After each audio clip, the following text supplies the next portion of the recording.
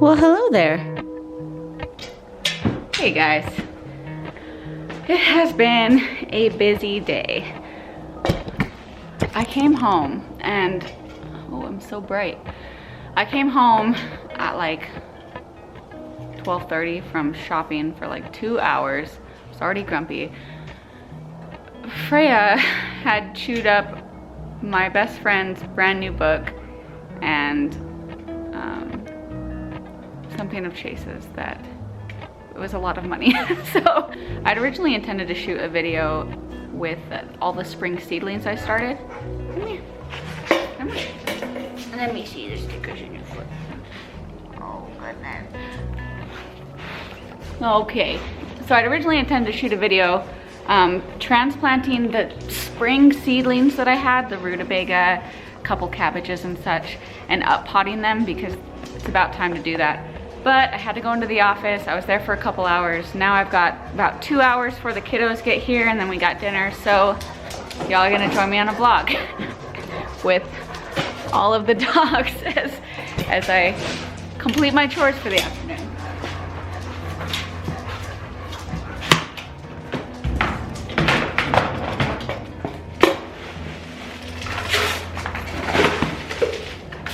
So I'd been looking for a grain bin because we were just keeping chicken food in the bags. But Freya kept eating the chicken food because she eats everything. So we went to Walmart and this was the cheapest and had the most space out of all of the, you know, bins they had. So it's not a standard trash can size, but I'm frugal. So what we have on the menu today, besides kitchen scraps that I already fed them, is the all flock feed, which is just a pelleted feed. And since I'm not feeding layer feed anymore, you just gotta crush eggshells, and the chickens will actually free choice their own calcium with eggshells. Now, before you feed the chickens back their eggshells, you do wanna bake them, you know, just disinfect them and kind of change the flavor a little bit. You don't wanna develop any egg eaters that start pecking at your eggs and breaking them while they're in the coop. But I haven't had any problems so far, so that's good. Let's go, come on guys. Ooh. Oh, sorry Roush. Let's go, Freya. So we had a little chicken fiasco yesterday. Regina, our split beak girl, got out and she was all the way back there at my neighbor's, like underneath my neighbor's rig. Now if you've been around long enough, you know that my chickens just hop over that fence right there and come around and then hop back in here so they can get out into the pasture. So I don't know what happened to make her go all the way back there, because that's about a full acre of open land. So I think it must have happened while, like maybe before dinner, and then she got spooked and just wandered. I don't know. Oh, sorry, man.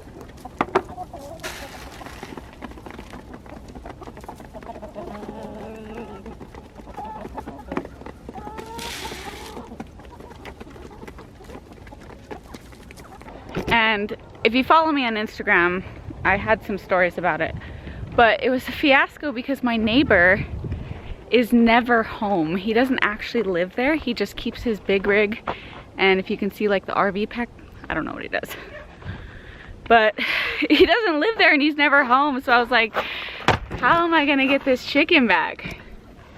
Anyways, I got her back. That's all I'm gonna say about that.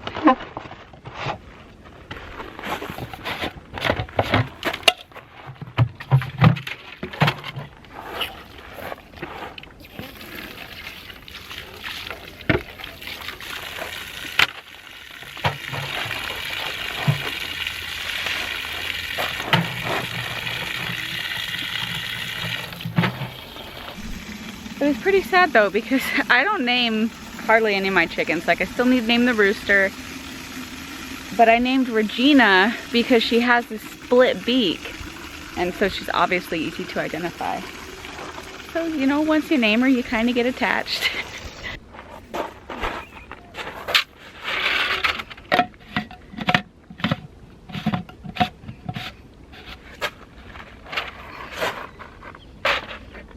But I've been thinking lately, because I put off, it's a little heavy to carry, hold on. Oh, goodness.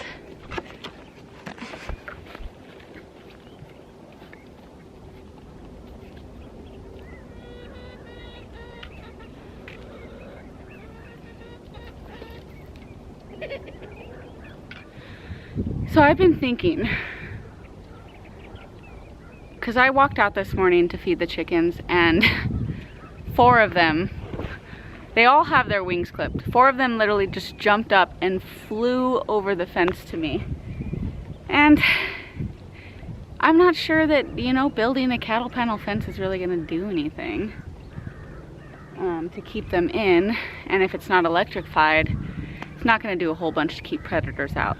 So, and you know, I feel like I like free ranging my chickens in the summer anyways, because there's a lot for them to forage for, and it supplements my feed bill. So instead of keeping the chickens in, how about I just keep them out of the places I don't want them, which is the garden. And I need to keep everyone out of the garden. Freya, the cats. So, chicken fence on hold for now. Oh, hey, look there. Eggs.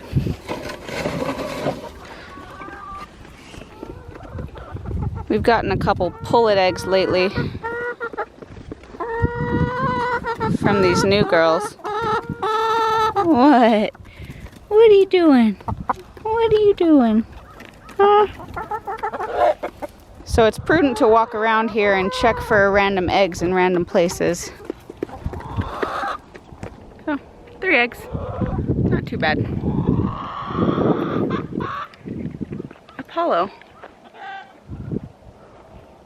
Come here. Come on.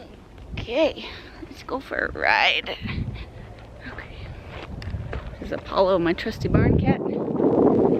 So I went to the local nursery yesterday, and I was gonna take you guys with me. I took my camera, but there wasn't much available, which I should have known. It's February 2nd. But it was also pretty cold yesterday, so they had all of their starts under frost cover.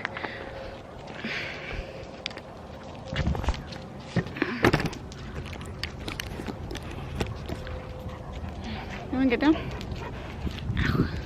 But what I originally went for was the horse manure compost that they make. So this is the horse manure compost they make. They use, I don't know what brown materials they use, plus horse manure. It's not great. It's very dry and not completely broken down. But for a full scoop out of a bucket and a tractor, that's about half a cubic yard. I got the whole thing for like 40 bucks. So that's what I'm gonna use to amend the bean rows by the trees. So I made these lovely rows that Freya has since abolished, but I'm going to mix in that compost right here and then just remake my rows and cover the whole thing with silage tarp until planting time. So that's how I plan to use it. I also used it in one of my raised garden beds, which I finally finished. Oh, and Freya got into. This dog is the bane of my existence. But finally, the second bed is done. Not completely mulched, but it's finished. Get right here on my sit and stump. So I don't know if I'm going to build any more beds in the garden this year. I really, really want to. I still might. I have the money for it. I just also don't have the money for it. They're quite a lot to build. It's about $100 for the wood just to build the bed, and then maybe $100 to fill it, which isn't a lot for one bed, but for the amount of beds I need to finish this garden, it's a lot. I might do 1 or 2 more. I'm just not sure. As of right now, I've planned out mostly where everything is gonna go. That will absolutely change. I change my plans right up until I'm literally planting in the ground. I'm like, I don't want this here. So I've been thinking about where I'm gonna put plants based on not only the soil that I have in each of my beds, because these beds in the back are my first year beds. They have the richest soil. I've been building them the longest. That's where I want my really important plants to go. But I also have to base my plant location on microclimates, because if you see this shade structure, it doesn't actually cover these 2 beds. Now, as the sun sets in the west, obviously the shade will extend farther out that way, but that also means that all the plants out here are going to get full blazing unobstructed sun for half the day, and so I need to plant that accordingly. I can't put any really delicate partial shade plants out here, like the toothache plant, the tropical herb I grew last year, did great in partial shade of the plants underneath the shade cloth. So that definitely cannot go in full sun. And then I also have to make allowances for crops like onion and garlic. The garlic I have planted here. The onion I'm planning on doing in that brand new bed over there. But this isn't going to be coming out of the ground until, you know, April, maybe? Even later, hopefully not later, but April about. So that means that I can't put any of my starts that I'm going to be transplanting out at the beginning of the spring in that bed, which isn't terrible. It's just going to mean that the plants I do put in there are going to have to survive extreme heat right from the get-go. Okra, peppers, some of the beans I grew last year would do. I still haven't decided what's going in there. So I probably won't decide until I'm planting it, honestly. And while we're here, let's get some greens for the chickadees. What else?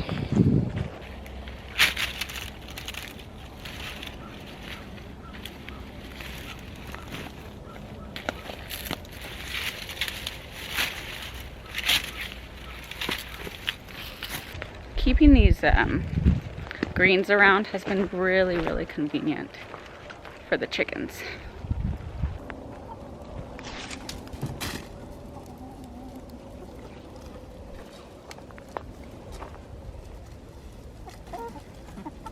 Little savages.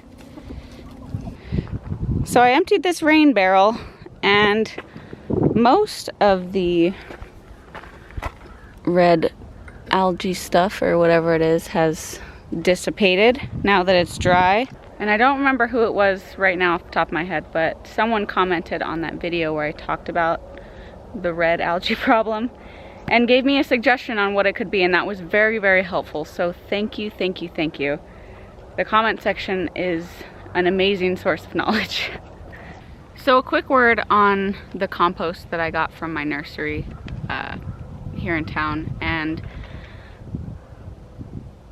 how to source it responsibly.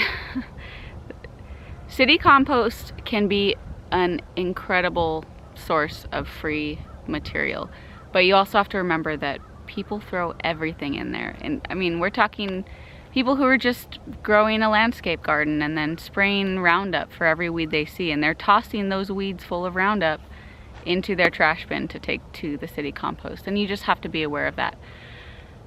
One trick that I use when, especially if it's like a nursery selling it, I ask them if they use it on their plants. My nursery that I go to does, and when I first bought their compost, I asked specifically, have you guys used this? And they're like, yes, we use it in all of our potted plants. They start their own plants and everything. That's a pretty good idea that it's not gonna kill anything. But if they don't know, if they can't say, just take a little bit. You know, if they have a small amount you can buy, you can take it home and test it on a couple seed starts and make sure that those seed starts don't when they emerge from the ground. And if they don't use it themselves, or they don't know where they get it from, obviously ask all the normal questions. Is it organic? Do you know what it's made from? Do you know what's in it, etc., etc. At the very least, they can give you some information. Okay. Look, ow. Okay. Ow. No. See, you're the one digging in my bed. But if they can't give you any information, then just buy a little, you know, or ask if you can buy like a handful or a little bucket full and just bring it home. Either throw it on a plant you already have, or maybe even better, start some seeds with it and see if it kills anything. I remember buying city compost one time, and this is another problem with city compost, is that a lot of times it's hot. And when gardeners say a compost is hot, it just means it's very nutrient rich and it has not broken down all the way yet. Usually nitrogen rich, and it will burn your plants. Sometimes kill them. And I have done that with city compost because it's just not broken down all the way into true compost. Some of the common signs of burning are going to be like blackened leaf tips or completely black leaves. That's very common in burned plants. But you always want to test this stuff before you use it. I mean, free and cheap sources of compost are great and they're lifesavers, but don't go get a cubic yard of compost and throw it in your garden without at least testing a little bit of it. Please, please, please. Because I would hate for a whole 4x8 bed to just be all of the plants to die because the compost wasn't tested. So that's just a quick word on buying bulk compost.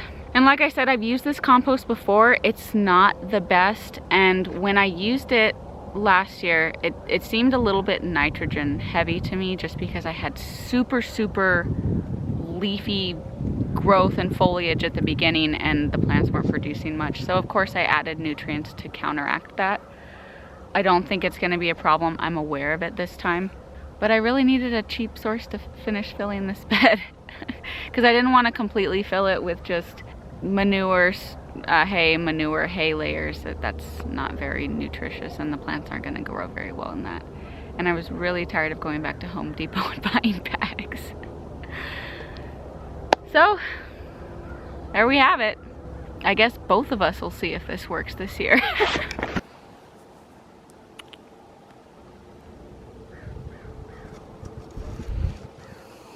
Well guys, thank you for joining me on this quick little vlog today.